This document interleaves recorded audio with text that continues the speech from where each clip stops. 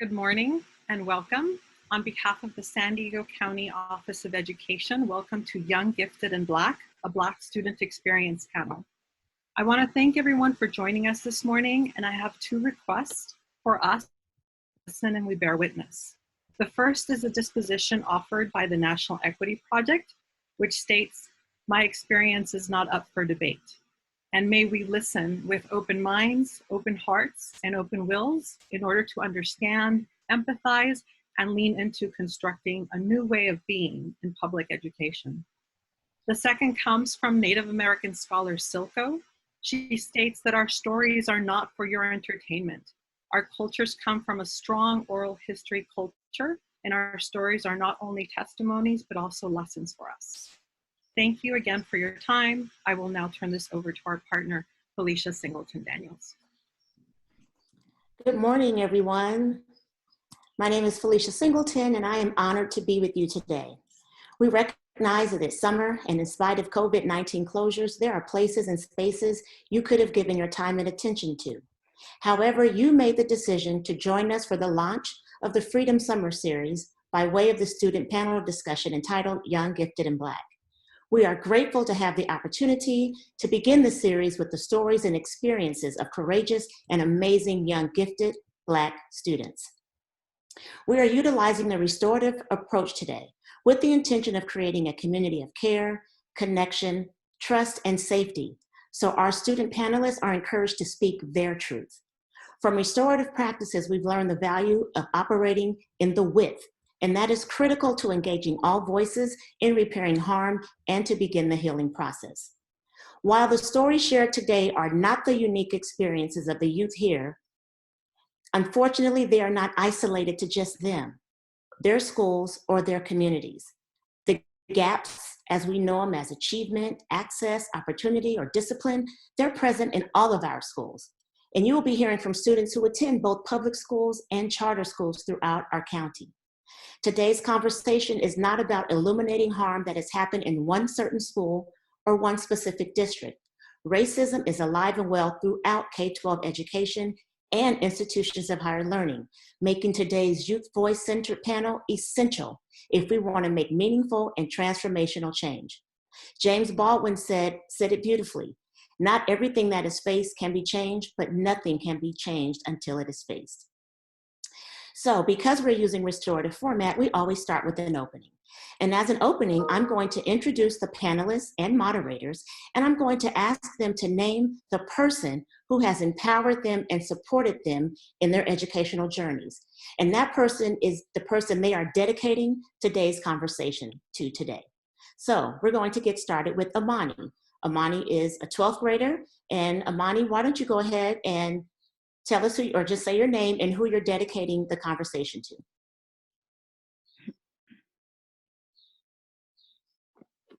Hi, my name is Amani, and I'm dedicating this conversation to my mom because she's always been there to support me and has always tried to uplift me in any other way possible. Thank you. Brianna, can you tell us your grade and who you're dedicating the conversation to today?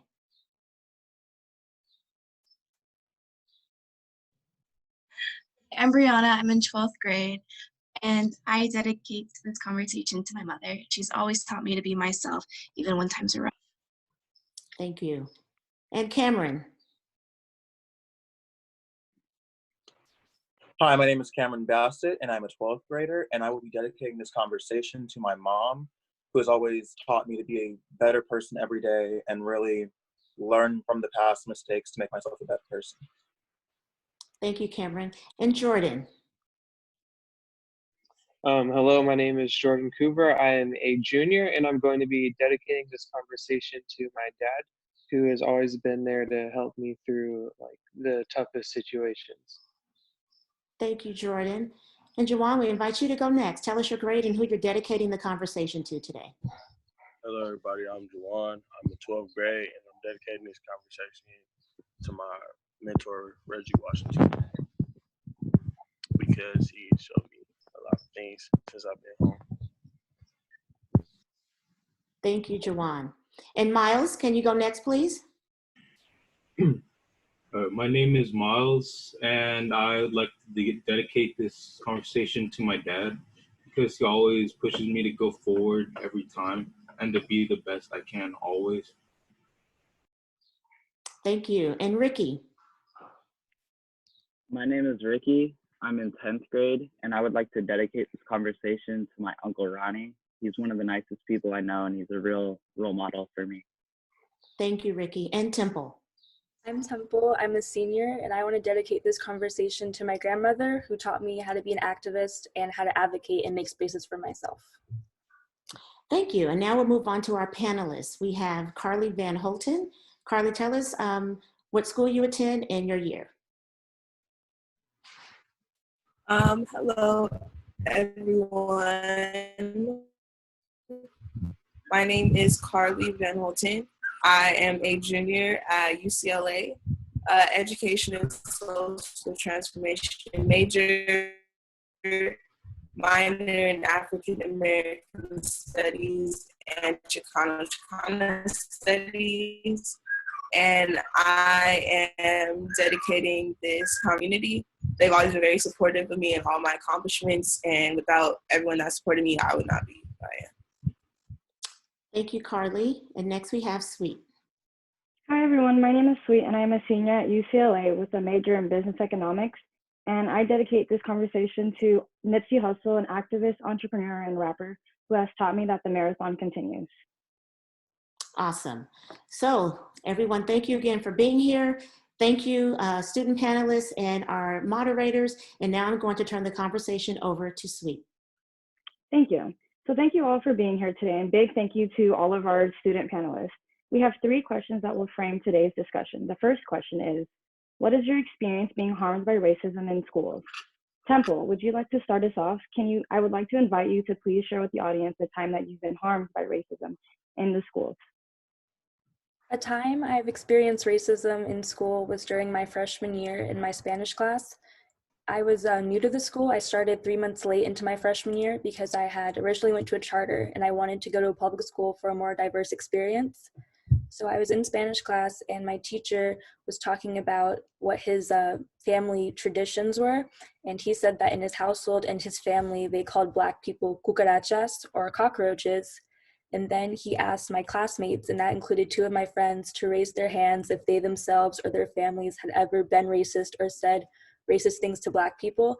And I'm the only Black person in class, and everybody, including my teacher, raised their hands. And I had to sit there and watch that my teacher and my classmates proven that they don't accept me and that my classmates don't accept me, and I wasn't welcome. Thank you so much for sharing that, Temple. Jordan, would you also be able to share your experience with us today? Yeah, I would. So sophomore year,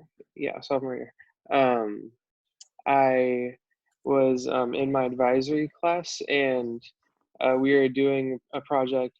We had to use scissors, and there were limited pairs. So I was using one for a minute, and a student who, keep in mind, I didn't know or have any problems with beforehand, he had used physical aggression, knocking me out of my seat, and then afterwards he had called me the N-word while I was in that position. And before anything started, my teacher came and told us go to the principal. And while we were in the office talking about everything, I was just able to tell him what happened and the full story and how I did nothing wrong. And afterwards, nothing happened to the student except for him being transferred to another class. And I feel like my school didn't really understand the impact of what had happened. So they kind of just slid it under the rug so it wouldn't come up anymore. So yeah. Thank you so much, Jordan, for sharing that experience with us today. Miles, would you also like to share your experience with the audience? Okay, some experiences that I've had with racism occurred from about 7th grade to even now, because I went to a primarily Mexican and people would constantly tell me that I don't seem Black because I don't speak in Ebonics or like, like a typical Black person. And then some people would even call me like Mayate, because they think that I wouldn't understand what it means and the other stuff like that. Thank you for sharing your experience with us today, Miles. Brianna, would you like to talk about your experience and how it had an impact on your self-image in high school? Yes, thank you. My experience wasn't really in high school. It was when I was a lot younger, so it definitely had an impact now. Growing up, I remember being the only brown girl in my class or even in my school.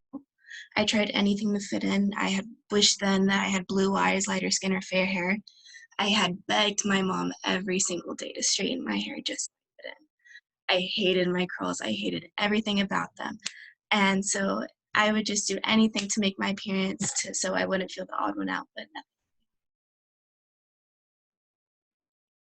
Thank you all for sharing your personal stories. While these youths are sharing what has happened to them in K through 12 schools, my story is connecting more to my college experience. As a college student, I'm always blatantly ignored by my professors and educators. There was one instance where I asked my accounting professor a question, and he scanned the entire room and acknowledged everyone else and skipped me and didn't even look at me, not once.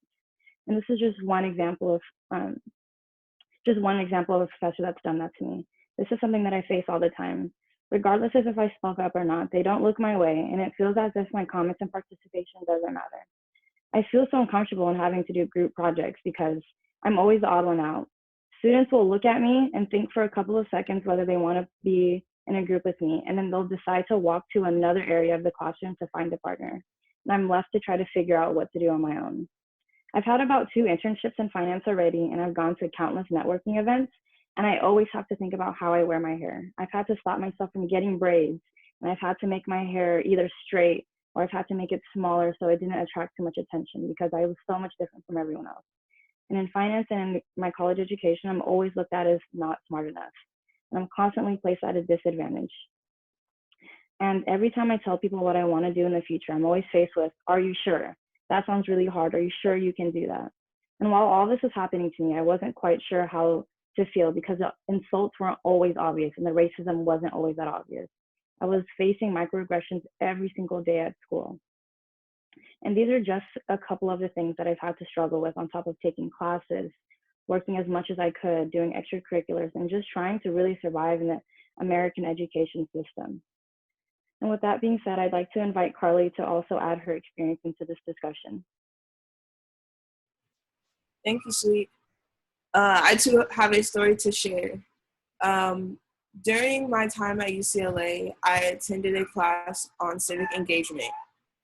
During at the class, I studied mass incarceration in Los Angeles. I exceeded very well in my academics and my papers and etc. And my teacher's assistant never seemed too happy about it. One time in discussion, she asked a question and I challenged her question. And my challenge of her question proved to her that her perception of what we were studying was wrong. She didn't acknowledge what I said, and she quickly dismissed me because the thought of me being smart enough to acknowledge a hole in her argument frustrated her. Later, I turned in a paper which was absolutely amazing, in my opinion, obviously, but and she deliberately gave me an 89% instead of an A because she was so frustrated at the fact that I was able to combat her opinion. Let's circle back to the students and their experience with racism in school. Juwan, can you tell us your story? Okay, my story, I was in 3rd grade and I went to a school and I was the only Black kid in the school. And my friends at the time had mentioned, oh, let's have a Nerf war at recess. So, okay, so I brought my Nerf game. And at recess, we did our little thing. And I went to class after recess and I got called into the office to speak to the principal. And I didn't see anybody else. And my grandma came because, she called my grandma. And I didn't understand what she was saying at the time. But later on in my life, my grandma had told me that she moved me out of the school because the principal was like, oh, he's going to be a thug when he grows up. He's not going to be anything else. So that really impacted my life and what I did, my decisions, or what I did in like all the other schools I went to, because I didn't want to do anything because I didn't want to be labeled that. So yeah, that kind of messed me up.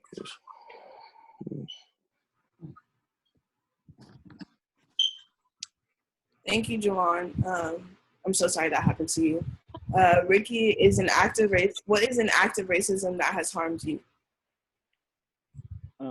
In sixth grade, my English teacher was well-spoken. He would always use good vocabulary, except when he would speak to his Black students. When asking for his help, he spoke to me as if I was illiterate. He would talk very slowly, use very simple words.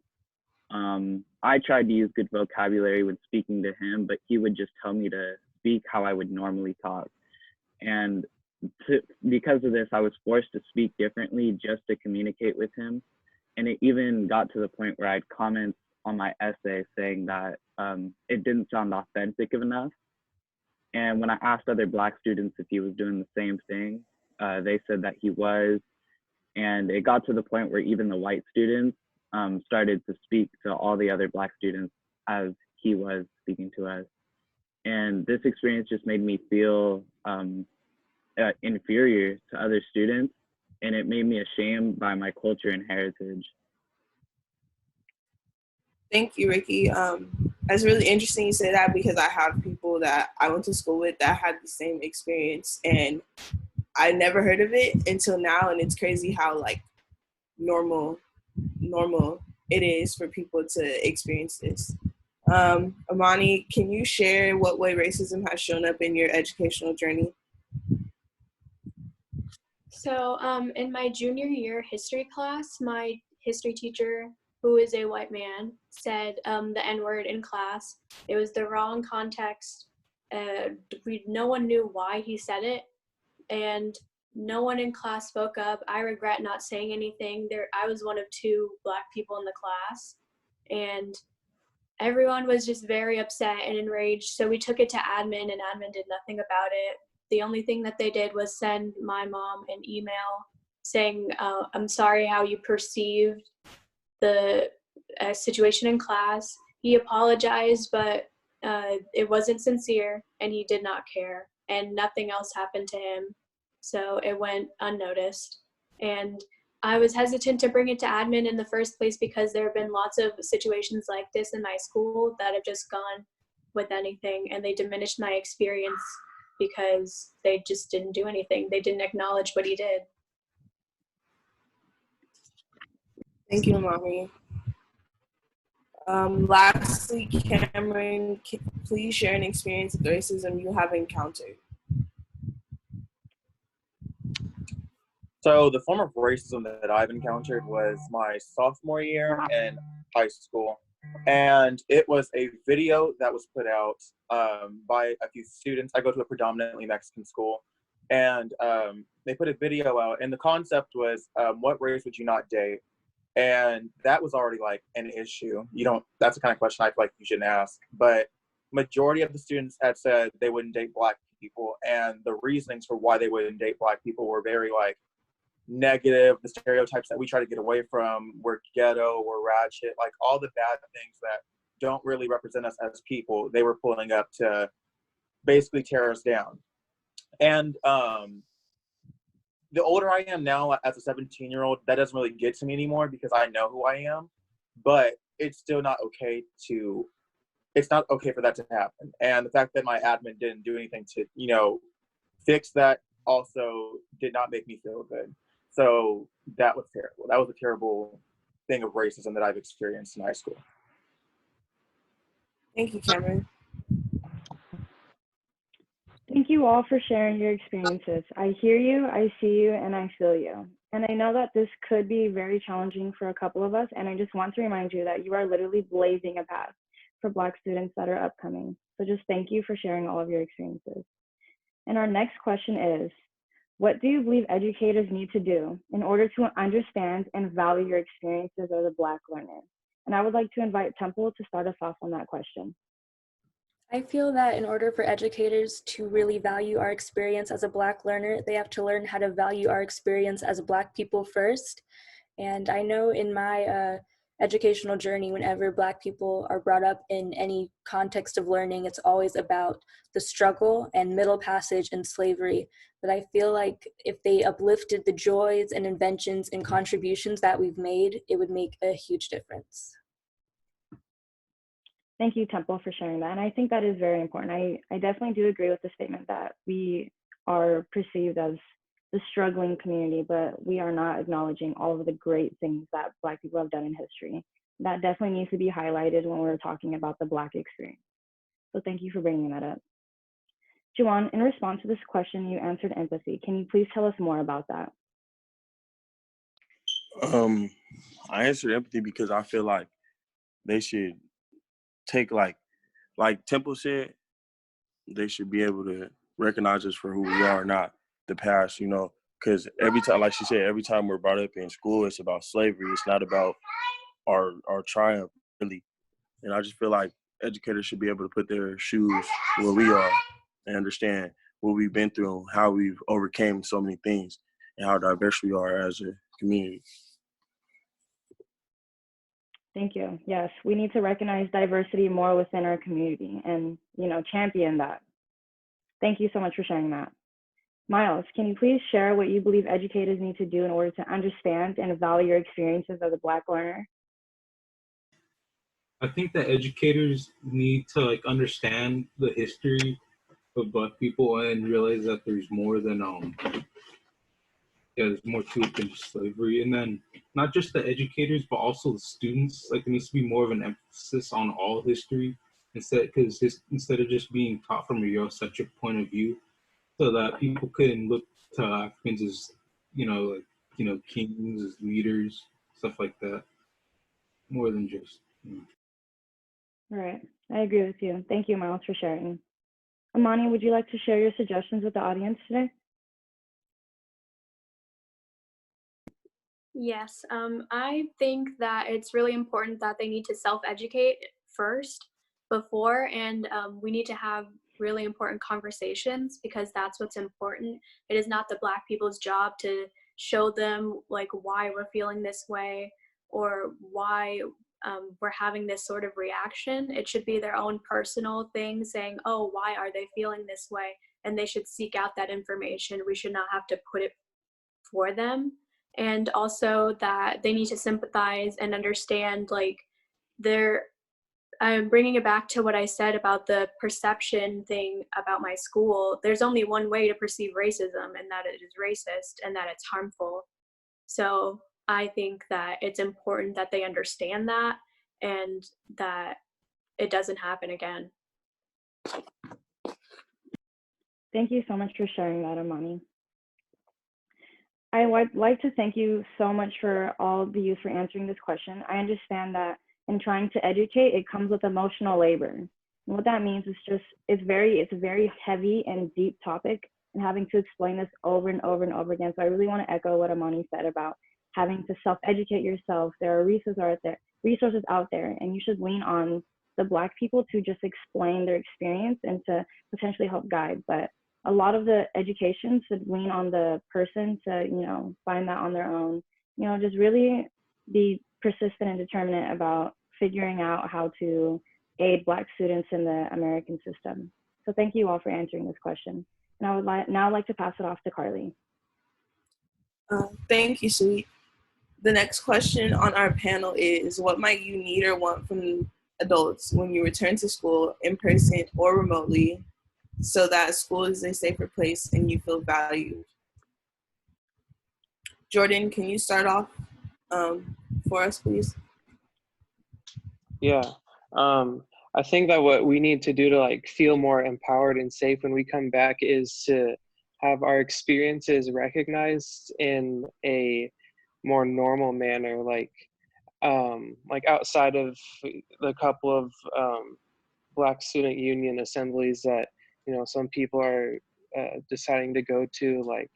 I feel like it just needs to be talked about comfortably, between teachers, and maybe even learned about just what we're going through, and how it's not all negative, so that we can feel safe and feel empowered to just talk about all the like positive experiences that come along with being a Black person. So that's what I think would make me feel like more safe coming back, especially with what's going on right now. Thank you, Jordan. I most definitely agree. Ricky, what might you need? Similar to what Jordan said, I would just want for teachers to recognize experiences with racism and accept that racism is still a part of today's society. Because the first steps to getting rid of anything is recognizing that it exists. And I think once that they do that, we can overall come together as a community and possibly create a stronger and more powerful community. Thank you, Ricky. I most definitely agree. I think that the first step to actually having action towards these type of things is just simply acknowledging that they exist. Brianna, please share with the audience your suggestions. So similar to what Ricky and Jordan said, but I do think it's clear that nobody is born with racist thoughts, that it's taught. So with that being said, I think if schools want to see a huge change, they need to target the parents and the home environment. And that is where acknowledgement and recognition needs to start.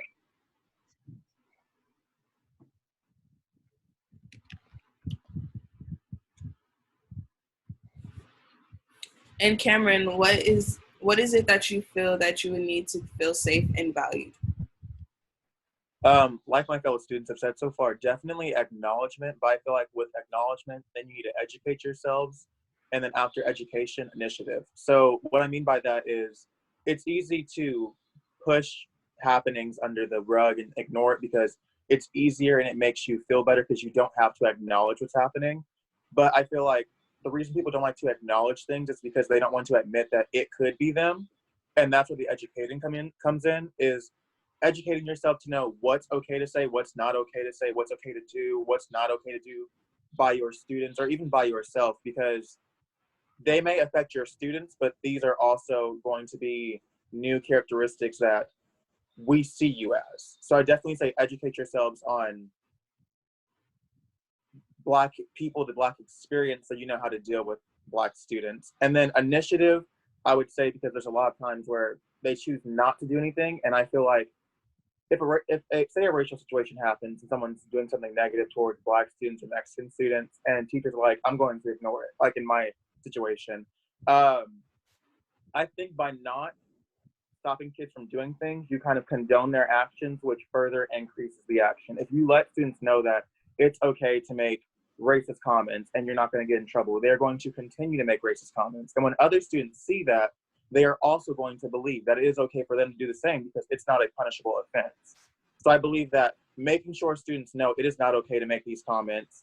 If you have these thoughts, keep it in your head. I think that's the important thing, and educating them as well so that maybe they won't have those thoughts in their heads, and maybe that they will be more, they'll decide in their brain that, you know, maybe I was wrong and there is something I can do to change. So I think it's important for teachers to really have initiative and educate themselves and then further educate the students. Thank you, Cameron. I definitely agree. It's a great set of action items. And back to Brianna, thank you. Everything you said was valid. I missed that. I just want to go back to that.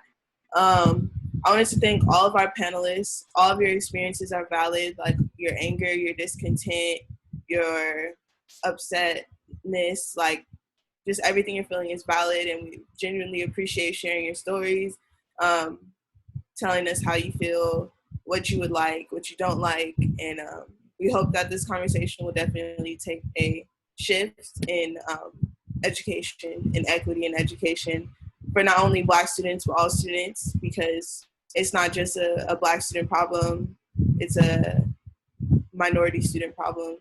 So thank you.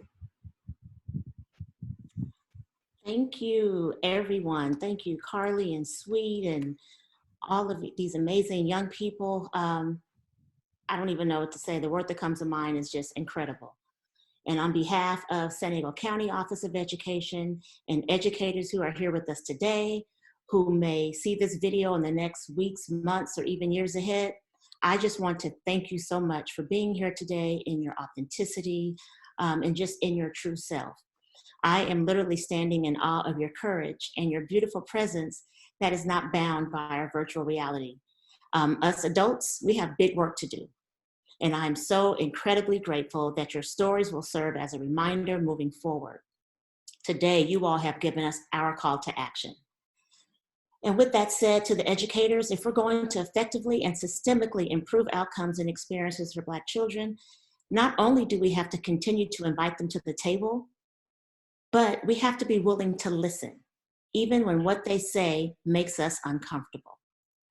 With that said, I'd also like to thank the educators in every capacity who are with us today. Classroom educators, counselors, psychologists, administrators, parents, community members, credible messengers. I thank you for showing up today and showing great courage and vulnerability in you being here with us. I thought it would be befitting if I close my section with the lyrics of Young, Gifted, and Black. We titled this discussion that name, but I want to just read the lyrics to you. And after I read the lyrics, I will be turning it over to Anthony Seha, who will, in true restorative in true to restorative practices, he's going to facilitate a closing. So anytime we do a restorative approach, there's an official opening and there's official closing, and Anthony's going to facilitate that. But first, the lyrics to Young, Gifted, and Black. To be young, gifted, and Black, oh, what a lovely, precious dream. To be young, gifted, and Black, open your heart to what I mean. In the whole world, you know there are a billion boys and girls who are young, gifted, and Black, and that's a fact. Young, gifted, and Black, we must begin to tell our young there's a whole world waiting for you. This is a quest that has just begun. When you feel really low, there's a great truth you should know. When you're young, gifted, and Black, your soul's intact. Young, gifted, and Black, how I long to know the truth. There are times when I look back and I'm haunted by my youth. Oh, but my joy of today is that we can call all and be proud to say to be young, gifted, and Black is where it's at. So again, thank you so much. I'm now going to turn it over to Anthony Seha, who is going to facilitate our closing circle. Thank you, Felicia. That was powerful. And all of our panelists and moderators, we believe that kind of part of the restorative process, when we say restore, by the way, we mean the healing of our community, begins by all of us being willing to listen, but it also begins by people like yourselves being brave enough to speak your truth. And by us listening, we can gain in understanding, in empathy, and even in compassion, right? As we move forward as educators. So you really showed a lot of courage today, and we really, really appreciate you all. I know for myself, this is a part of my restorative journey, just listening to you all. So what I'm going to do is I want to just prepare you. I want to ask you to give some closing thoughts, just something that you're leaving, even yourself, that you're leaving today with, right? Something that you were able to gain from this experience, either speaking out your truth or even listening to colleagues. Maybe a last message that you would like to give. And Amani, we're going to start with you. If you don't mind, just kind of give us your closing message. I'm glad I was able to speak out about a lot of these things and definitely receive and listen to all of these other experiences that I didn't know about. Thank you, Amani. And Brianna, would you give us your closing thoughts? I'm happy I got to do this because I know like my situation could have just been binary, but I see that everyone else can go through the same exact thing and not even realize that it could have impacted them. So for everyone to come out and say their stories, it's really powerful. Thank you, Brianna. And then Cameron, would you give us your closing thoughts, please? I'm extremely grateful for this experience, and it has taught me a lot that, I am not the only one with issues, and going into this, I knew that, but seeing how common, we all have had it pretty much the same, it's bittersweet, but it's nice to know that we've all made it to this spot. So thank you. Thank you, Cameron. And then Jordan, would you be willing? Yeah. My biggest takeaway was that we are not alone, and we've all experienced some form of like dehumanization. And from what we've seen today, it's not all negative because we've been brought together and empowered by it. So yeah. Awesome. Thank you, Jordan. And Jawan, would you give us some closing thoughts, please? I just want to say grateful for this experience because I don't know, I'm at a loss for words. I appreciate everybody for listening. I appreciate everybody for sharing their story. It's just amazing. And like Jordan said, we're not alone. And I just appreciate everybody. Thank you, Jawan. And Miles, could you give us your closing thoughts, please? Well, it is a shame that this experience has happened to so many people. I would say is just for everyone that has had an experience with racism in their school, which is supposed to be a safe place, a place just for learning, that they need to speak out against it. Thank you, Miles. And while it is bad that this had to happen, I'm glad that this gave us the opportunity to meet like this and discuss solutions. Awesome. Thank you, Miles. And then Ricky, would you give us some closing thoughts, please? I'm very thankful to be a part of this panel and to listen to these incredible stories. I'm glad that we're recognizing the problems and we're moving forward to solve them. So this is an honor to be a part of this panel. Thank you, Ricky. And then Temple, would you give us your closing thoughts, please? I also feel really grateful to be having this experience and opportunity. I don't think comforted is the right word because you shouldn't obviously be comforted by others having similar experiences when they're that traumatic. But I do feel a sense of togetherness from this, and hearing these stories and hearing how you guys spoke, it fans the flame of myself to really want to continue to make change. Thank you, Temple. And by the way, you did mention feeling comforted. And I think that is a key thing, that when people like yourselves come together with this courageous kind of statements, it really, you find commonalities and there is comfort in that, right? So thank you for bringing that up, Temple.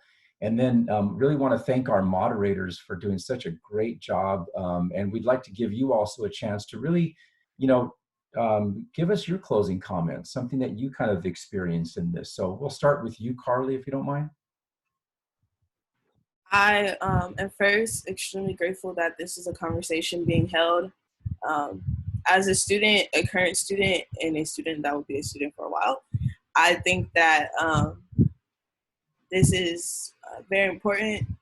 I'm not sure if people really understand, but growing up until you're in college, school is what you do. At least for me it was. So it's when your life revolves around school, you're always at school, you're playing sports at school, you're doing plays at school, it's very important to you. And what happens there is very it's very developmental. And so whereas administrators and teachers can kind of just feel oh yeah, this is just my job, but I do this, I fish or I golf, but yeah, that's just work. It's not just school. It's not just school for students. It's much bigger than that. So to see educators actually take into account the experiences of students is very important. I particularly want to go into equity in education, specifically in the college level for Black students. So to see people doing that is amazing. I don't want to be the only person in that field doing that. It's definitely way bigger. My interest came to equity in education, being at UCLA and already being at a 4%, 3%, maybe 5% at the most of Black students, and every quarter somebody's dropping out. It's very rare. Actually, it's very rare that you actually graduate with everyone that you came in with. And I mean, my freshman year, so many people just fell through the cracks not because they couldn't, not because they weren't smart enough, but just resources, or just not having anyone to tell them what to do, being a first generation student and not knowing anything about college. and not knowing anyone in college. So I'm very grateful for this conversation. Thank you so much, Carly. And Sui? I just want to say that I'm in such awe of all of the high school students on the panels. I truly, when I was in high school, didn't have the language, I didn't have the courage, and I just didn't have the self-awareness to truly speak up about this. So I just want to tell each and every one of you, I am so proud of you. And I'm so happy that you guys are all here today to really share your experience with educators, especially during a time like this, where it could be very challenging for you. And I do want to echo what Carly was saying, because it's exactly what I was thinking right now. I was given a seat at the table at UCLA, but I didn't know what to do with that seat, because all throughout high school, I wasn't shared the things that I needed to know to survive in college. And that meant that I had to work twice as harder as everyone else around me just to be at the same spot that they were, because they were essentially given and taught the secret agenda of, surviving and excelling in college. They were told what to do professionally, for example, at networking activities. They knew exactly what to do. Well, I was standing right there next to them, not knowing what was going on. And I had to really, try to figure out what to do financially. I had no idea what to do when I got a job in college and how to manage that. Also manage my time with working a job and having to go to school, something that my peers didn't have to figure out and learn. And that is one thing that I've always felt like wasn't factored in to the education system. The fact that I had to work a job to survive and be at that spot. But the guy sitting right next to me, all he had to do was go to class and go home and party all night. And I could not have done that. And academically, I didn't know how to go to office hours. I didn't know how to study. I didn't know how to do a lot of these different things that my peers already knew. And something that I realized when I was at college is there's something called test banks. And it's something that my peers all had access to. It was test banks where they can get practice exams and practice problems and homework problems and all this different stuff. And that is something that is not accessible to me because I don't have the plug. I don't have the access or the resources. And that is so unfair to me. And I know that I didn't know that going into college. And so I just really want to echo what Carly was saying. I feel like I have to work twice as hard as everyone else just because of where I am and where I came from, and who I am. And so I just want to say that in high school, I genuinely feel like that there should be more of a conversation of not how to get to college, but how to survive and get through college and, graduate in 4 or whatever couple of years. And, really connecting the dots between how can I get from here to here. I've had to do my journey all on my own, but I've been lucky enough to find the couple Black mentors at UCLA that really gave me the secret agenda and told me the things to do or do not do. And without them, I genuinely feel like I would not be able to graduate at UCLA next year and, achieve the goals that I wanted to achieve. So I just want to wrap it up with that and just say, thank you all to the panelists. And I'm so proud of you, and I can't wait to see where you guys will go next. Thank you so much, Sweet and Carly, for your comments. I mean, just powerful. I feel, emotional, and I'm kind of going, wow, man, the power of this, of your voices are part of my restorative journey. And when we speak, and when we really speak with this kind of authenticity, this is the beginning of giving people the opportunity to learn authentic voice, authentic experience. And so those of us who have been listening, it's part of our restorative journey, where hopefully when we go back in the fall into a K-12, or whether we're part of a university education, that we would really truly do everything we can to restore people's value as human beings.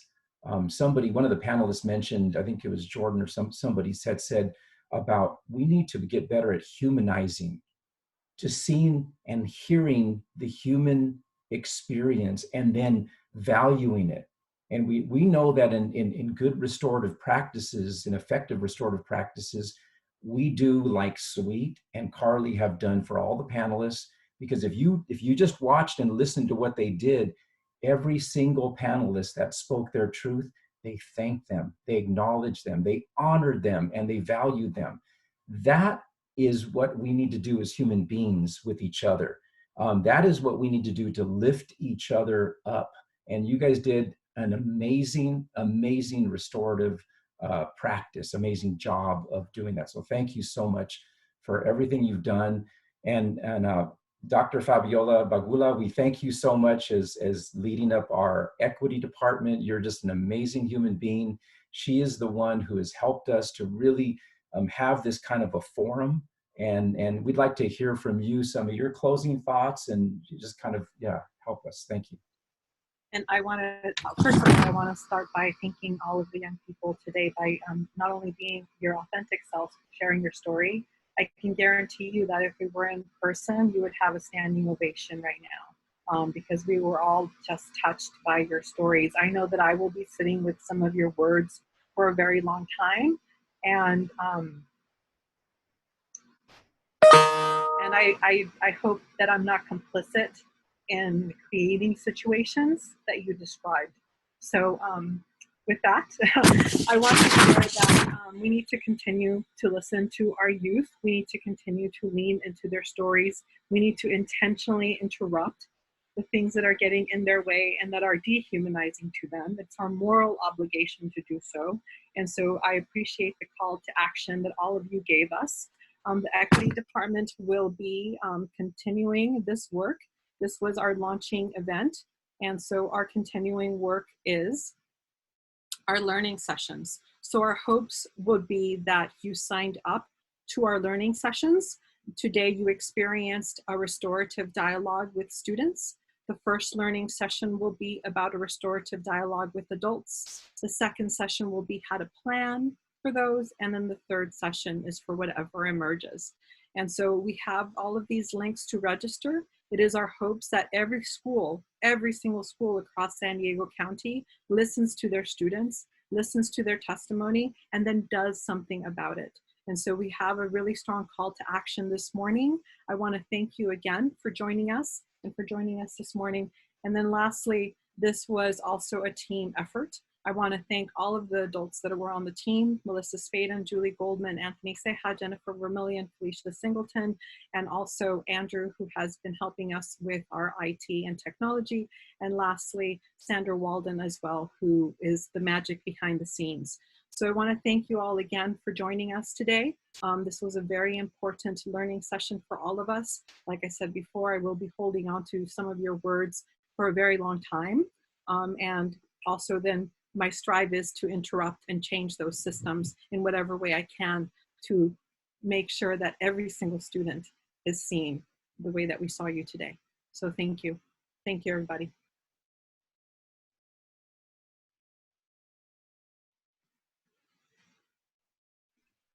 Don't leave.